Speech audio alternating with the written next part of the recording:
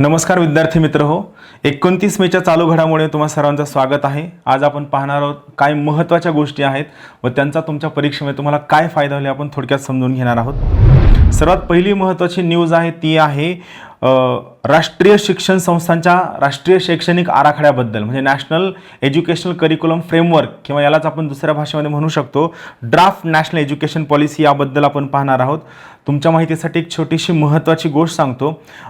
राष्ट्रीय शैक्षणिक धोरण जे सध्याच्या परिस्थितीमध्ये खूप मोठ्या प्रमाणामध्ये आपल्या शिक्षण पद्धतीवर परिणाम करणारा आहे किंवा सर्वात जास्त इन्फ्लुएन्स करणार आहे ती आहे नॅशनल एज्युकेशन पॉलिसी 1986 ची, जी राजीव गांधी यांच्या काळामध्ये झालेली आहे। तुम्हाला लक्षात असेल की खूप महत्त्वाचे फंडामेंटल चेंजेस राजीव गांधी यांनी शिक्षण क्षेत्रात आणण्याचा प्रयत्न केला।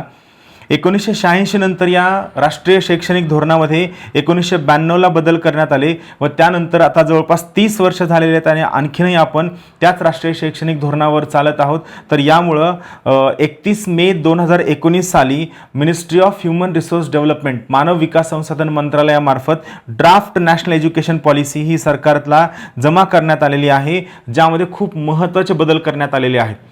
तुम्हाला लक्षात आलं असेल की आपल्या शिक्षणाचा सर्वात महत्त्वाचा उद्देश हा शिक्षणाचं सार्वत्रिकीकरण आहे, पण या शिक्षणाच्या सार्वत्रिकीकरणासोबतच शिक्षणाचं व्यापकीकरण, म्हणजे शिक्षण हे सर्व व्यापक असायला हवं। शिक्षणामध्ये फक्त तुमचं फॉर्मल एज्युकेशन न घेता इतरही महत्त्वाचे घटक अंतर्भूत व्हायला हवे, यासाठी खूप महत्त्वाचे बदल केले जातात। सो त्या सोयीने ही महत्त्वाची गोष्ट आहे। इथं महत्त्वाचा मुद्दा या शैक्षणिक धोरण आराखड्यामध्ये हा सांगण्यात आलेला आहे की धर्म शिक्षण किंवा धार्मिक शिक्षण संस्थांना सुद्धा तुमच्या रेग्युलर शैक्षणिक संस्थांमध्ये आणण्याचा प्रयत्न केला जाणार आहे। राष्ट्रीय राईट टू एज्युकेशन ॲक्ट, जो तुम्हाला माहीत असेल, देशभरातील शालेय शिक्षणाला चौकट देणारा हा सर्वात महत्त्वाचा हक्क आहे राईट टू एज्युकेशन ॲक्ट। तर या राईट टू एज्युकेशन ॲक्टच्या व्याख्येमध्ये, शाळा या शब्दाच्या व्याख्येमध्ये ज्या पारंपरिक गुरुकुल असतील, वेद पाठशाळा असतील, मदरसे असतील यांचा समावेश होत नाही व यामुळे खूप मोठा वादंग निर्माण होत आहे। तर यामुळं या धर्मशिक्षण संस्थांना सुद्धा शिक्षणाच्या मुख्य प्रवाहात आणण्याबाबत वाटाघाटी किंवा चर्चा सुरू आहेत। फक्त यामध्ये एक महत्त्वाची अट ठेवण्यात आलेली आहे, या धर्मशिक्षण संस्थांनी धार्मिक शिक्षण देताना, धार्मिक शिक्षणाचा प्रसार करत असताना त्यासोबतच त्यांनी जे औपचारिक विषय आहेत या औपचारिक विषयांचं अध्यापन सुद्धा त्यांच्या धर्मशिक्षण संस्थांमध्ये करायला हवं। जर या धर्मशिक्षण संस्था या औपचारिक विषयांचं शिक्षण देऊ शकणार नसतील तर त्यांना शाळा या व्याख्येमध्ये ॲड करता येणार नाही व त्यांना मुख्य प्रवाहामध्ये आणलं जाणार नाही। महत्त्वाची गोष्ट, आपल्या माहितीनं किंवा आपल्या सोयीचे असणारे महत्त्वाचे औपचारिक विषय कोणते, तर या साईडला दिलेले आहेत। विज्ञान, त्यानंतर गणित, समाजशास्त्र, हिंदी, इंग्रजी, स्थानिक भाषा या विषयांना सुद्धा धर्मशिक्षण संस्थांनी अध्यापनामध्ये आणायला हवं व यासाठी सरकार या सर्व धर्मशिक्षण संस्थांना वेगळं मानधन देण्यात येईल। यासोबतच सर्वात महत्त्वाची गोष्ट, या धर्मशिक्षण संस्थांमध्ये शिकणाऱ्या विद्यार्थ्यांना 10वीला बसण्याची सुद्धा मुभा देण्यात येईल, जेणेकरून धर्मशिक्षण घेतलेले ही सर्व विद्यार्थी उच्च शिक्षणही घेऊ शकतात। सो या सोयीनं आपण औपचारिक शिक्षण व अनौपचारिक शिक्षण या दोन शिक्षणांना एका पद्धतीमध्ये आणण्याचा प्रयत्न करणार आहोत। तुमचा जनरल स्टडीजचा पेपर 3 या सोयीनं हा विषय खूप महत्त्वाचा आहे। यावरती मुख्यमध्ये पेपर येऊ शकतो। HRD प्लस HRचा जो विषय आहे यावरती या मुद्द्यावर प्रश्न येऊ शकतो। व्यवस्थित समजून घ्या, ही करंट इव्हेंटशी निगडीत खूप महत्त्वाची बाब आहे। खूपदा असं होतं की एखादी न्यूज खूप अशी सनसनीत नसते, खूप अशी चटकदार नसते आणि मग आपण त्याकडे दुर्लक्ष करतो आणि आयोग फक्त या गोष्टींचा मूळ मुद्दा घेऊन त्यावर प्रश्न विचारतो। लक्षात ठेवा, तुम्हाला किती चटपटीत बातम्या माहीत आहेत यापेक्षा तुम्ही या बातम्यांच्या आधारे सिलेबसला लिंक करू शकता का व त्या आधारावर तुम्ही प्रश्न सोडवू शकता का, या बेसवर तुमचं राज्यसेवेतील मुख्य परीक्षेतील यश ठरणार आहे, हे महत्त्वाचं आहे। दुसरी महत्त्वाची न्यूज आहे, वादळी हवामानामुळे स्पेसएक्सची अंतराळ मोहीम शनिवारपर्यंत ढकलण्यात आलेली आहे। महत्त्वाची गोष्ट, या न्यूजला महत्त्व नाही आहे, फक्त मला तुम्हाला स्पेसएक्स या संस्थेबद्दल महत्त्वाची माहिती सांगायची आहे। तुम्हाला माहीत असेल, अमेरिकेच्या ज्या सर्व अवकाश मोहिमा आहेत या अवकाश मोहिमा हाती घेण्याचं काम नासा नावाची संस्था करते। नासाचा फुल फॉर्म आहे national aeronautics and space administration. पण सर्वात महत्त्वाची अडचण ही आहे की नासा ही सरकारी यंत्रणा आहे व नासाला या सर्व अवकाश मोहिमा चालविण्यासाठी खूप मोठ्या प्रमाणात खर्च करावा लागतो व यामुळे सरकारचं डेफिसिट वाढतं, सरकारचा खर्च वाढतो. तर कुठंतरी खाजगी क्षेत्राची भागीदारी वाढावी यासाठी नासानं स्वतः इथून पुढे अवकाश मोहिमा स्वतः न घेता खाजगी संस्थांच्या मार्फत या सर्व अवकाश मोहिमा व स्पेस एक्सप्लोरेशन करण्याचं ठरवलं आहे. या स्पेस एक्सप्लोरेशनमध्ये अत्यंत अग्रणीची असणारी, सर्वात समोरची असणारी महत्त्वाची कंपनी म्हणजे स्पेस एक्स ही company space exploration technologies corporation नावाची कंपनी आहे.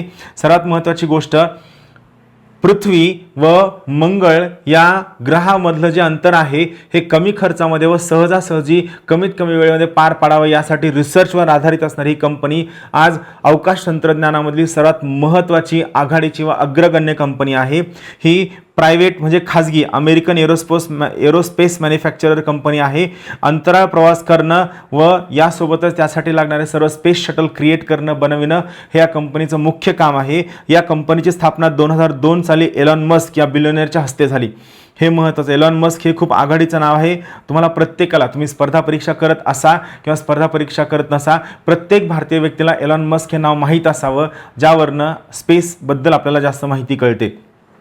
इथं थोडंसं कंबाईनची पूर्वपरीक्षा असेल किंवा कंबाईनची मुख्य परीक्षा असेल, यामधल्या ज्या थोड्या छोट्या छोट्या किचकट घडामोडी असतात त्या टाईपच्या किचकट घडामोडींसाठी एक महत्त्वाचा मुद्दा आहे. या स्पेस एक्स अंतराळ मोहिमेमधले जे 2 अंतराळवीर आहेत त्यांची नावं लक्षात ठेवा. एक आहे डग हर्ले, दुसरे आहे बॉब बेहनकेन. परत एकदा सांगतो, या स्पेस एक्सच्या अंतराळ मोहिमेमधले 2 अंतराळवीर आहेत. एकाचं नाव आहे डग हर्ले, दुसऱ्याचं नाव आहे बॉब बेहनकेन. ही दोनही नावं लक्षात ठेवा, महत्त्वाची आहेत. विनाकारण PhD करत बसायचं नाही. छोट्या महत्त्वाच्या गोष्टी पुन्हा पुन्हा रिपीट करायचं. खूप डीपमधला एखादा प्रश्न चुकला तरी चालतो, पण सोप्या प्रश्नांमध्ये आपल्या उत्तरं चुकून आपल्या सिली मिस्टेक कमीत कमी ठेवण्याकडे आपला कल असावा. पुढची महत्त्वाची न्यूज आहे ई पॅनचं वितरण. तुम्हाला माहीत असेल, पॅनचा फुल फॉर्म आहे परमनंट अकाउंट नंबर. कोणताही बिझनेस प्रमाणे सुरू करायचं असेल, बँक अकाउंट काढायचं असेल किंवा तुम्हाला कोणताही आर्थिक व्यवहार करायचा असेल तर त्या प्रत्येक गोष्टीसाठी पॅन नंबर असणं कंपल्सरी आहे. Pan permanent account number. पण आत्तापर्यंत पॅन काढण्यासाठी खूप साऱ्या एजंट्सच्या मार्फत पॅन काढलं जायचं व त्याला खूप जास्त वेळ लागायचा. सोबत यामध्ये एजंटचं मधलं कमिशन असायचं व यामुळं पॅन काढणं हे खर्चिक होऊन जायचं व खूप सर्व लोक पॅन काढण्यासाठी वेळ लागतो, एजंटकडे जावं लागतं, एजंट लोकांचा व्यवहार व त्याला लागणारा त्यांच्या असणाऱ्या चुका, यामुळे खूप सर्व लोक पॅन काढणं टाळत असत. सो यामुळं आपण जे कॉन्टॅक्टलेस इकॉनॉमी किंवा डिजिटल इकॉनॉमीकडे जातोय, त्यामध्ये सध्याच्या घडीला तुम्हाला कोणत्याही पद्धतीने एजंट मार्फत पॅन न काढता तुम्ही स्वतः तुमच्या घरी कम्प्युटरवर या प्रकारचं पॅन नंबर घेऊ शकता. त्या प्रकारच्या ई पॅनचं वितरण अर्थमंत्र्यांकडून सुरुवात झालेलं आहे. फक्त महत्त्वाची गोष्ट, या प्रकारचं ई पॅन मिळण्यासाठी 2 महत्त्वाच्या गोष्टी असायला हव्या. पहिली महत्त्वाची गोष्ट, तुमच्याकडे तुमचा स्वतःचा व्हॅलिड आधार नंबर असायला हवा. दुसरी महत्त्वाची गोष्ट, या आधार नंबरला तुमचा मोबाईल नंबर लिंक असणं गरजेचं आहे. या 2 महत्त्वाच्या गोष्टींच्या आधारावरती तुम्ही 10 मिनिटांच्या आत सर्वच्या सर्व ऑनलाईन सोपस्कार पूर्ण करून तुम्हाला पॅन मिळू शकतं. एसएमध्ये माहिती लिहिण्याचा एक छोटासा डेटा सांगतोय. आधारशी लिंक असणाऱ्या पॅनची संख्या सध्या भारतामध्ये 32.17 कोटी झालेली आहे. म्हणजे जेव्हा कधी भारताची डिजिटल इकॉनॉमी किंवा डिजिटल इंडियाबद्दल बोलणं जाईल त्यावेळेस तुम्ही या वाक्याची सुरुवात देऊन तुमच्या एसेचं इंट्रोडक्शन करू शकता किंवा तुमच्या UPSCमधल्या उत्तराची सुद्धा तुम्ही सुरुवात करू शकता. महत्त्वाची गोष्ट आहे. ई पॅन दिलं जाईल याची घोषणा अर्थमंत्र्यांनी अर्थसंकल्प 12 फेब्रुवारी 2020 पासून केलेली आहे व 2020 पासून हे सुरू केलं हे त्यांनी सांगितलं होतं. पुढचं महत्त्वाचं आहे, ब्राझीलचे ट्रायझो हे ब्रिक्स बँकेचे अध्यक्ष बनलेले आहेत. तुमच्या माहितीसाठी सांगतो, ब्रिक्स ही एक मल्टीनॅशनल संस्था आहे. यामध्ये 5 महत्त्वाचे देश आहेत. एक आहे Brazil, Russia, India, China, south Africa. परत एकदा सांगतो, ब्रिक्स ही एक मल्टीनॅशनल संस्था आहे ज्यातील महत्त्वाच्या देशांची नावं आहेत ब्राझील, रशिया, इंडिया, चायना व साऊथ आफ्रिका.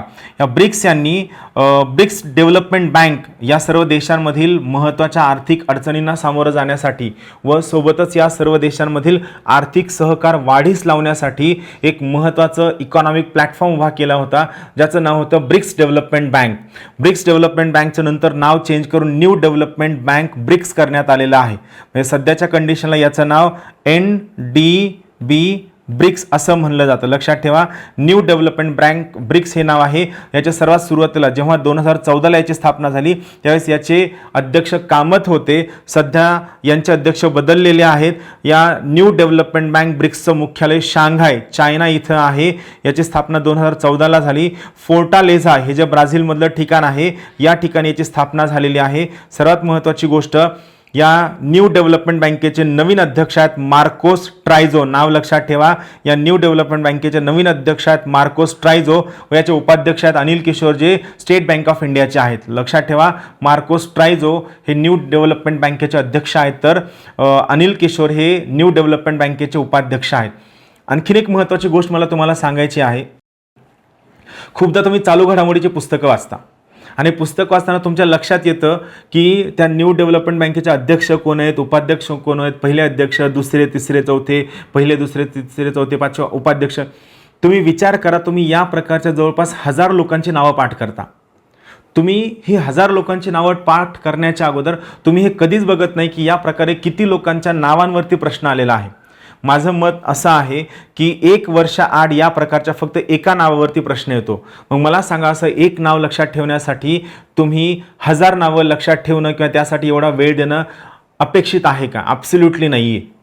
खरंच गरज नाही. फक्त काय आहे, भीतीपोटी आपण ती बिनकामाची 1000 नावं लक्षात ठेवतो आणि ती 1000 नावं लक्षात ठेवण्याच्या नादात आपला चांगला अभ्यास वाया जातो. लक्षात ठेवा, मोजकी महत्त्वाची नावं लक्षात ठेवा आणि त्याच्या पलीकडं जर समजा एखादं नाव लक्षात नाही राहिलं तर काहीही अडचण नाही. एखाद दुसऱ्या नावावरती प्रश्न असतो, तो तुमचा चुकला तरी चालतो. जो तुमचा कोर GS आहे किंवा जे इझी करंट इव्हेंट आहे याच्यावरचा तुमचा कोणताही प्रश्न चुकायला नको, ही महत्त्वाची गोष्ट आहे.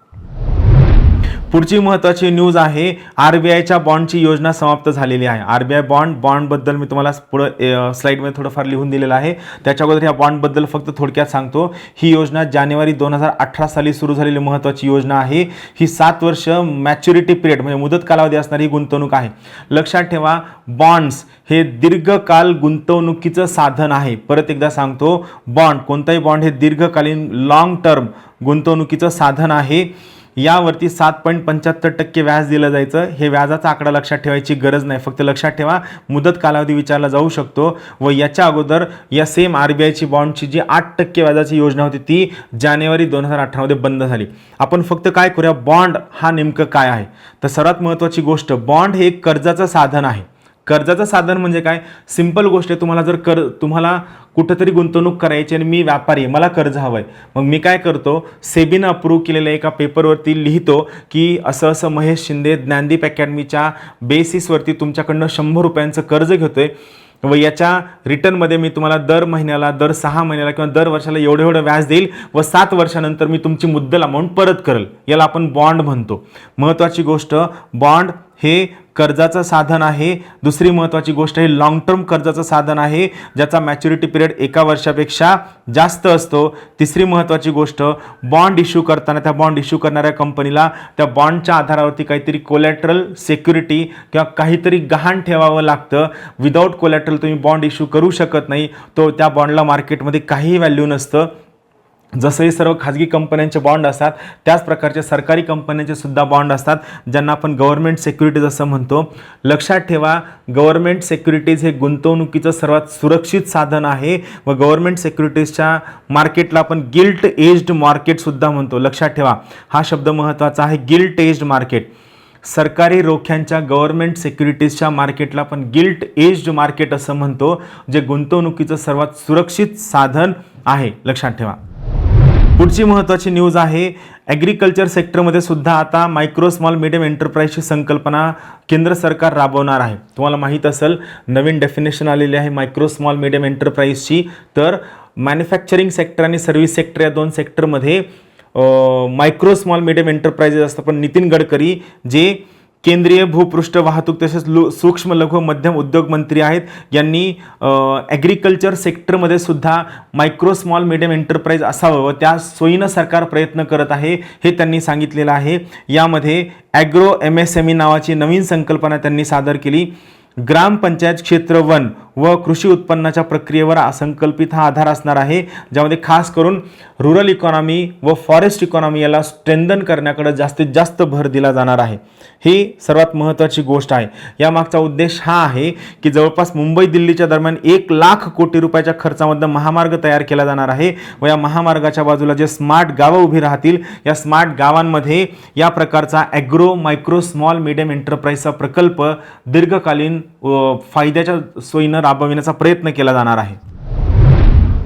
पुढची महत्त्वाची गोष्ट, स्वाधार योजनेचा लाभ आता तालुका स्तरावर दिला जाईल. सर्वात अगोदर मी तुम्हाला स्वाधार योजना म्हणजे काय सांगतो पहा. सर्वात महत्त्वाची गोष्ट, बौद्ध व नवबौद्ध विद्यार्थ्यांना शासकीय व इतर सर्व प्रकारचे वसतिगृह शहरामध्ये उपलब्ध असतात व स्वाधार योजनेच्या अंतर्गत या सर्व विद्यार्थ्यांना बेनिफिट दिलं जातं. आता समजा काही विद्यार्थी आहेत ज्यांना त्यांच्या घरापासून जवळ हॉस्टेल नाही आहे, ते खूप जास्त अंतरावरती आहे, किंवा एखाद्या हॉस्टेलची संख्या पूर्ण झाली आणि त्या हॉस्टेलमध्ये कसलीही जागा नाही आहे. मग एखादा विद्यार्थी त्या शासकीय वसतिगृहासाठी पात्र आहे, पण तो विद्यार्थी पात्र असूनही जर त्याला हॉस्टेलमध्ये ॲडमिशन मिळत नसेल, तर अशा विद्यार्थ्यांच्या पहिली महत्त्वाची गोष्ट निवासाची, त्यानंतर त्यांच्या भोजनाची, त्यांच्या इतर स्टेशनरीची सोय करणारी योजना म्हणजे ही स्वाधार योजना आहे. या योजनेच्या अंतर्गत शासकीय वसतिगृहासाठी पात्र असणाऱ्या विद्यार्थ्यांना जर शासकीय वसतिगृह मिळालं नसेल, तर त्या विद्यार्थ्याच्या निवासाची, भोजनाची व स्टेशनरीची इतर सोय करणारी योजना म्हणजे स्वाधार योजना.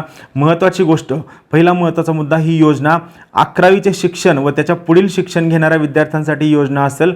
दुसरी महत्त्वाची गोष्ट, ही योजना शेड्यूल्ड कास्ट व नवबौद्ध विद्यार्थ्यांसाठी योजना असेल. लक्षात ठेवा, हा स्पेसिफिक त्याच्यामध्ये असणारा बेनिफिशरी गट आहे. तिसरी महत्त्वाची गोष्ट, आत्तापर्यंत ही जी योजना आहे ही फक्त महानगरपालिका व जिल्हा स्तरावर व मोठ्या शहरांमध्ये राबविली जायची, पण नवीन घोषणेनुसार ही योजना आता इथून पुढे तालुका स्तरावर सुद्धा राबविली जाईल. सर्वात महत्त्वाची गोष्ट, यासाठी नियम हा आहे, अगोदर जर समजा शहरापासून 5 किलोमीटरपर्यंत या प्रकारची फॅसिलिटी नसेल तर ही बेनिफिट मिळायचं. आता हीच योजना वाढवून 10 किलोमीटरपर्यंत करण्यात आलेली आहे. पहिला महत्त्वाचा नियम. यामध्ये ज्या डेफिनेशन्स आहेत स्कॉलरशिपच्या, त्यामध्ये बदल करण्यात आलेला आहे. पहिला बदल आहे, मुंबई, ठाणे, नागपूर, नवी मुंबई, ठाणे आदी मोठ्या शहरांमध्ये वर्षाला 60,000 रुपये स्कॉलरशिप दिली जाईल. इतर महसुली विभाग, क वर्ग महानगरपालिका इत्यादी ठिकाणी 51,000 रुपये स्कॉलरशिप दिली जाईल, तर जिल्ह्याच्या ठिकाणी 43,000 रुपये स्कॉलरशिप दिली जाईल.